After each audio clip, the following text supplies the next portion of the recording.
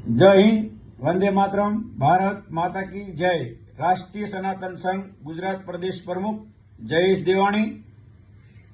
भारतनी इलेक्शन જ્યારે આવે ત્યારે જનતાની ચિંતા કરતા હોય છે, બધાય પક્ષોની વાત છે। જ્યારે પણ ચૂંટણી આવે ત્યારે જનતાની ચિંતા કરવા મળે છે। તો વાત કરીએ આપણે સુરતની રત્ન કલાકાર ભાઈઓની, એને અધિકાર દેવાની વાત કરે છે। તો 5 વર્ષે જ રત્ન કલાકારો કેમ યાદ આવે છે? વચ્ચે કોઈ જગ્યાએ રત્ન કલાકારો કેમ યાદ નથી આવતા? રત્ન કલાકારોની ચિંતા થતી હોય તો જ્યારે જ્યારે હીરામાં તેજી હોય ત્યારે અઢળક રૂપિયો કમાઈને શેઠિયાઓને આપે છે। જ્યારે મંદી આવે ત્યારે જરૂરિયાત પૂરતા માણસો રાખી અને બીજાને કાઢી નાખવામાં આવે છે। ત્યારે એને શું કરવાનું? તમારે જરૂર હોય ત્યારે ભાવ વધારો કરીને તમે એમને કામ આપો છો, તો કોઈ પણ પક્ષ આની સામે વિરોધ નહીં કરે, કેમ કે એનાથી એને ચૂંટણી ફંડ લેવાનું હોય છે।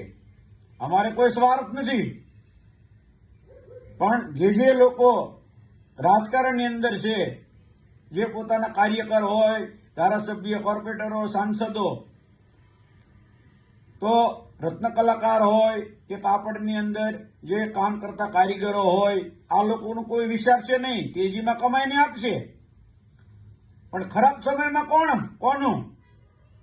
તો આ સમયે સરકારને સાથ દેવો પડે। નાના માણસોને કઈ રીતે સાથ આપવો,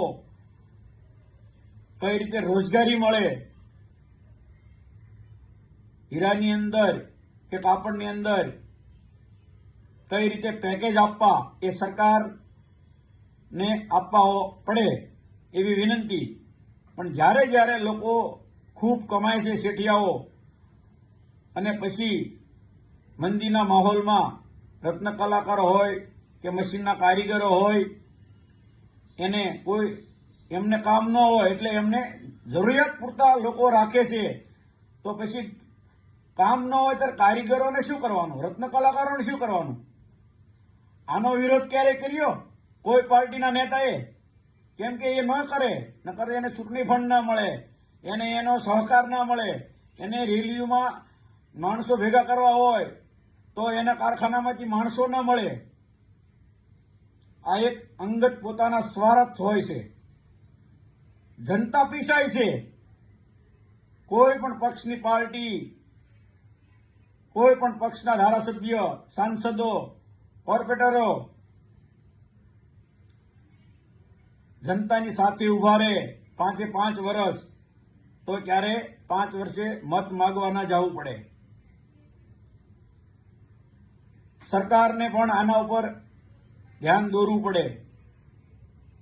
કોઈ પણ ખરાબ સમયની અંદર પેકેજ એવા જાહેર કરવા પડે કે લોકોને રોજગારી મળી શકે।